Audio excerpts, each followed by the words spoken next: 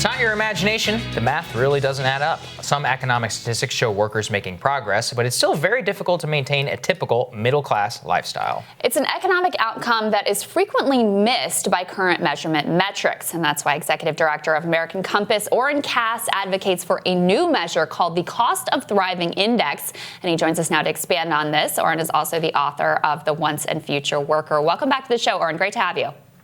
Well, thanks for having me. Good to see you, Oren. All right, just make the case for this different way of charting well-being.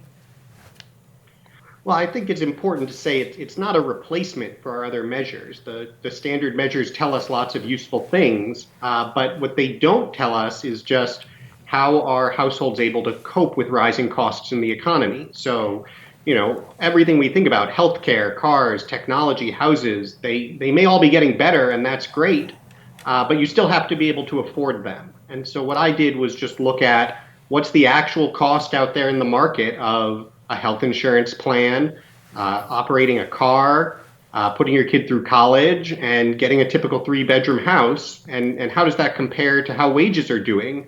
And what you see is the ability of a worker to actually buy those things for his family has really eroded over time. Right. And Oren, for pointing out one of the most obvious political and economic truths of our time, you have been viciously attacked by economists and by people on the right.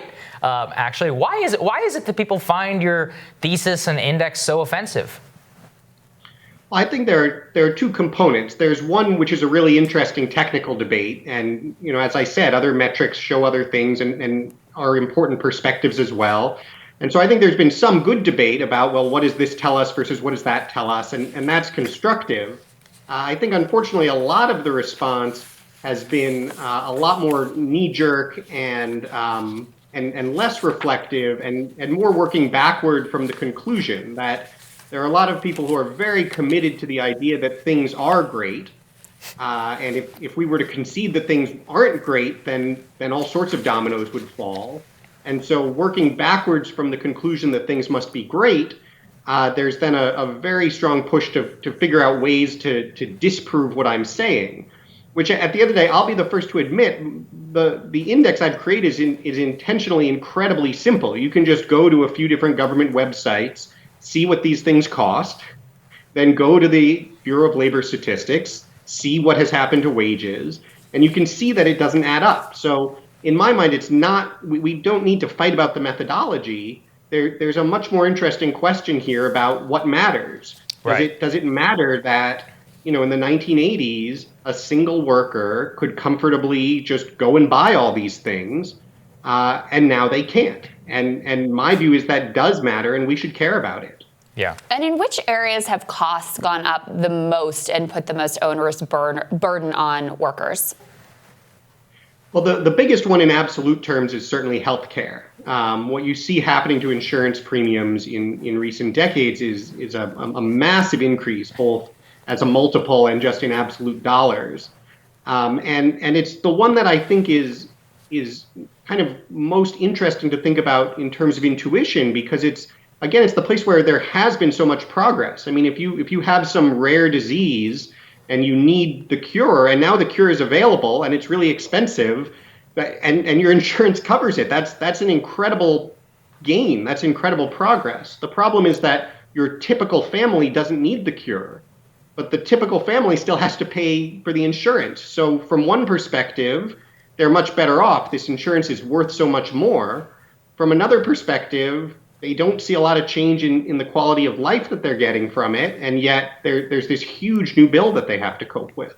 Mm-hmm. And Oren, I think one of the other things that is missed by the obsession with, wages have gone up marginally or things are okay, is that there's an obvious abscess in the American soul right now. Suicides and deaths of despair are up. The ability, as you say, for workers to support their families and cope with the everyday costs of life is only much harder. And we see this reflected in our political moment. And so from an economist perspective, what you're trying to do, shift the dialogue just to merely recognize this. What policy solutions might stem from even recognizing that this is a problem?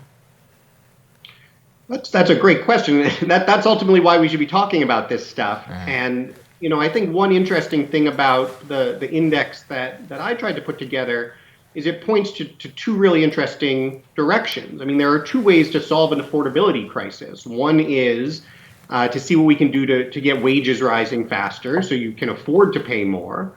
And the other is to figure out what can we do to make things cost less. Why are these things like healthcare, housing, education skyrocketing in cost? And what can we do to bring that cost down? And I think really importantly, and this is where you'll get probably a progressive conservative split. One thing you could say is, well, this is why we need free college and single payer Medicare for all, because if families just didn't have to pay for these things, then obviously they wouldn't be costs. Mm-hmm. But I don't think that's the right way of looking at it. I think, and as you connect it to those broader social phenomena, what we really need to be concerned about is the question of whether we are living in a society where behaving responsibly, saving for the future, forming a family, working, earning, whether that is really the unique pathway to achieving middle-class prosperity, to building the good life. I don't think we want a world where we say you just get those things regardless of what you do. But I don't think we want to be in the world we are now where you say, even if you do all those things, you might not get where you need to be. We need to get to that happy medium of if you do the right things, if you're a responsible member of society, you also can afford the things that you need to be a really full participant in society. It's an interesting perspective. How much receptivity do you see for that view on the right? Because I'll tell you, I mean, part of why we love talking to you, and it's so fascinating to see your research and your thoughts on this, is what Sagar and I try to do is understand what is actually going on in America. I think anybody who looks at the election of Donald Trump, at the roiling and chaotic nature of politics, at the anger that people feel at Washington and the decline of our institutions, not to mention just the facts that Sagar laid out, the deaths of despair, the suicide, the addiction, all of that, has to say, like, something is going wrong here. And from both political establishments, the inclination seems to be like, nothing to see here, everything's fine, let's just continue in the same direction. And that's why I love hearing your analysis on this. But how much receptivity have you found for that on the right? I think there's certainly growing receptivity to it. And the word you use, exactly the right one that's a challenge, is establishment. I mean, by definition, an establishment is set up to maintain the status quo. And the amount of inertia behind doing the things that, first of all, that you said to do that got us to where we are is obviously very strong.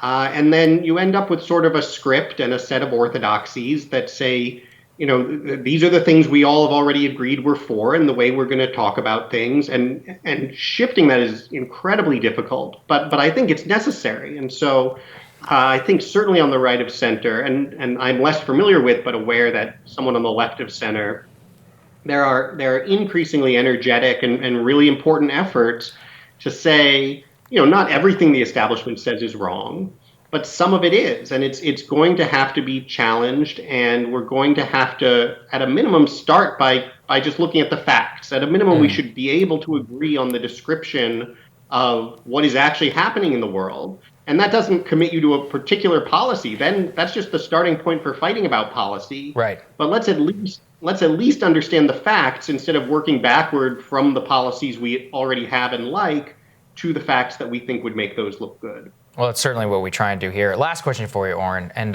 this is less charitable than you just were to the establishment. Let's be honest, there's quite a bit of money behind maintaining the discussion of where we are right now, because this current system is very much beneficial to certain sectors of our economy, particularly the financial industry, which is, very much benefited from these policies that you laid out in particular. Maybe talk about some of the influence that has and how you've had to fight against that in your work.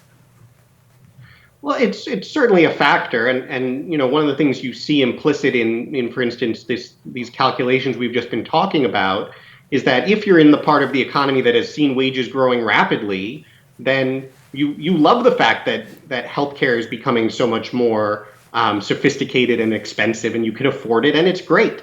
And so, obviously there's a set of folks, particularly those who are doing best, who are happy with how things are going. But I guess, again, I'll default a little bit to the more charitable and just say, particularly in this debate that just cropped up, I've been struck by how much there's just an issue of a bubble. There's an issue that if you are in the part of the economy where things are going well, it really is hard to understand and recognize that that is not necessarily widespread. And so just to give you one very concrete example, something in my index is I don't count the fact that a lot of times employers pay a lot of the healthcare cost.